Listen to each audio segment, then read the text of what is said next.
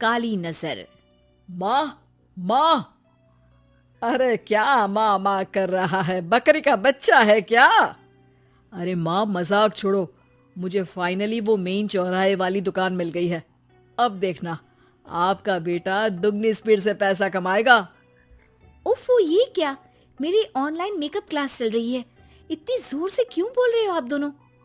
अरे मेरी धर्म पत्नी जी, मेकअप क्लास बाद में करना। वो चौराहे वाली दुकान मिल गई है हमको। अरे वाह, रुको, मैं अपनी माँ को फोन लगाकर बता देती हूँ। अरे मैं भी अपने रिश्तेदारों को बता देती हूँ। कितनी खुशी की बात है। हाँ हाँ, मैं भी अपने दोस्तों को बता देता हूँ। 1 हफ्ते बाद रजिस्ट्री है। बस, घर में खुशी का मौका था। उन तीनों ने अपने अपने फोन उठाए और लोगों में बात फैलाना शुरू कर दिया। और रही सही कसर श्वेता बहू ने अपने पड़ोस में सबको बताकर कर दी। अरे वर्मा आंटी, अब हम भी जल्दी कार ले लेंगे। घर का रेनोवेशन होगा और ठाट से रहेंगे हम भी। अरे ऐसा क्या हुआ? लॉटरी बाटरी लग गई है क्या? अरे इस बार चौराहे वाली मॉल में हमको भी दुकान मिल गई है। दुकान नंबर 21, जो एकदम चौराहे पर है। अब ग्राहक बढ़ेंगे तो आमदनी भी बढ़ेगी ही ना। अरे वाह, कितनी खुशी की बात है। मैं बहुत खुश हूँ तुम्हें इतना खुश देख के। बाकी एक बात कहूँ, सबको मत बताते फिरना। किसी की नजर लग जाएगी तो खुशी की खबर वापस लौट जाएगी। हैं? ऐसे थोड़ी ना होता है। अब डरा रही हो।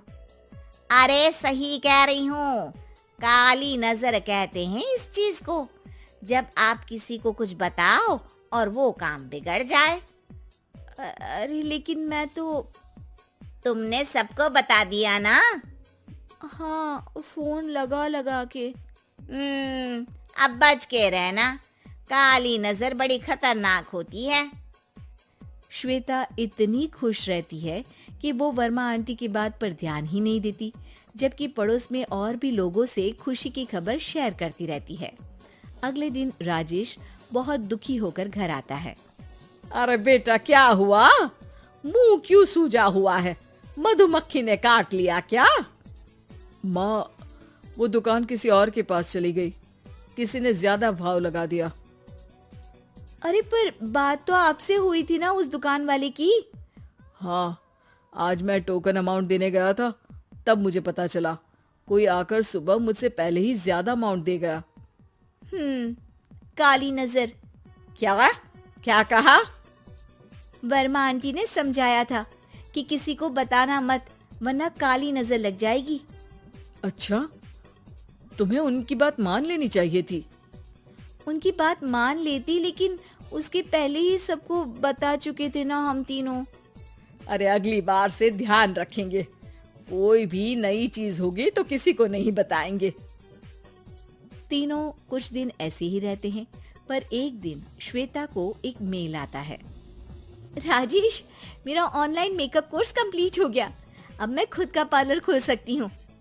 अरे वाह, अपने मोहल्ले में ही खोलते हैं। ये जो घर के सामने दुकान है ना, वहीं। हाँ, यहाँ सस्ती भी मिल जाएगी। अगले दिन श्वेता वर्मा आंटी के पास जाती है, मिठाई का डब्बा लेकर। अरे आओ आओ, कैसे आना हुआ? जोर से नहीं बोलूंगी।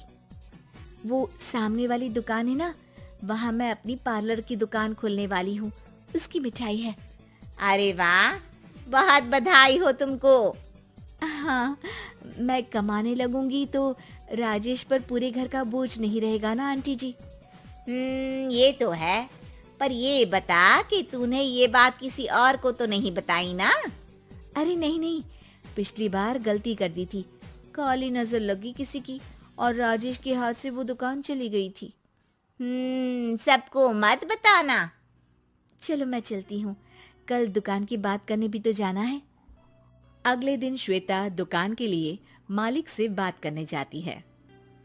अरे लेकिन दुकान तो हम कल रात को ही किसी को दे चुके हैं। कल ही? हाँ, कल ही। 2 दिन बाद कोई यहाँ पार्लर भी खोल लेगा। अब कहीं और दुकान देख लीजिए। अरे पर हमको भी तो पार्लर ही खोलना था। हाँ भाई, एक ही दुकान है, आधी आधी तो नहीं दे सकता ना मैं। राजेश और श्वेता घर पर हताश होकर आ जाते हैं।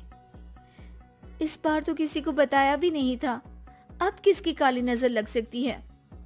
सुनो, तुमने माँ को बताया था क्या? अरे कैसी बात कर रही हो, माँ की नजर थोड़ी ना लगेगी। पक्का तुमने किसी को नहीं बताया था ना? सिर्फ वर्मा आंटी को बताया था, उन्होंने ही मुझे किसी को नहीं बताने को कहा। अरे यार, तुम भी सही हो, मेरी माँ को नहीं बताने को कह रही हो, पर वर्मा आंटी को बताना तुम्हें जरूरी लगा। अरे वर्मा आंटी ने ही तो काली नजर के बारे में बताया था ना, वो हमेशा हमारा भला ही तो चाहती है। मेरी माँ भी हमारा भला ही चाहती है। अरे पर चिल्ला क्यों रहे हो, बात नहीं कर सकते क्या आराम से? नहीं आता वो आराम से बात करना, और करना भी नहीं चाहता हूं मैं। दुकान जाने का दुख गुस्से में बदल गया था और राजेश और श्वेता में बात बंद हो गई थी। 2 दिन बाद मोहल्ले में पार्लर का इनॉग्रेशन हुआ, जिसमें मोहल्ले के सभी लोगों को बुलाया गया, पर श्वेता, राजेश और माँ नहीं जाते। माँ, अंदर आ जाओ, क्या देख रही हो? अरे नया पार्लर देख रही हूँ अपने आंगन से। देखो, माँ को दूसरे का सुख देखने में कितना मजा आ रहा है, मेरा दुख नहीं दिख रहा इन्हें। यहाँ मेरा पार्लर भी तो हो सकता था। अरे चुप रहो यार, हर बात में लड़ाई क्यों ढूंढ रही हो? राजेश और श्वेता फिर बहस करने लगते थे। तभी माँ ने दोनों को बाहर बुलाया। अरे जरा देखो तो, दुकान चलाने वाले का बोर्ड पर नाम क्या लिखा है? श्रुति वर्मा। गाड़ी निकाले बेटा, हमें कहीं जाना है। काली नजर का इलाज कराने। राजेश अपनी बाइक निकालता है। तीनों ट्रिपलिंग कर रहे हैं। माँ राजेश को उस मॉल वाली दुकान पर लेकर जाती है जहाँ राजेश अपनी दुकान खोलने वाला था। यही दुकान लेना चाहता था ना तू? हाँ, पर इनको भी दुखी करने लेकर आई हो क्या यहाँ पर दुकान दिखाकर? वहाँ काफी नहीं था? अरे श्वेता, थोड़ा सब्र रख, अभी पता चलेगा कि हम यहाँ क्यों आए हैं। बता, इस दुकान चलाने वाले का नाम क्या है? अनुपम वर्मा। कुछ समझ में आया? वो दुकान वाली श्रुति वर्मा, ये दुकान वाला अनुपम वर्मा, और हमारे पड़ोस में हमने उस दुकानों के बारे में बताया किसको था? अब वर्मा आंटी को। मतलब वर्मा आंटी ही हमारा काम बिगाड़ रही है? नहीं नहीं, ऐसा नहीं हो सकता, ये बस इत्तेफाक है।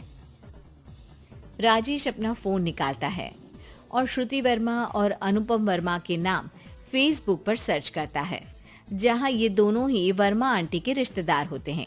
श्वेता को समझ में आ जाता है कि वर्मा आंटी की ही नजर काली नजर है। अब क्या करना है? कोई भी खुशी की खबर हो तो काली नजर से बचना है, यानी वर्मा आंटी से बचना है। अरे पर मुझे ये समझ में नहीं आया कि वो हमारे साथ ऐसा क्यों करेंगी। अरे बेटा, एक सीख है, दूर के आदमी को आपकी तरक्की से कम परेशानी होगी, पड़ोसी को ज्यादा।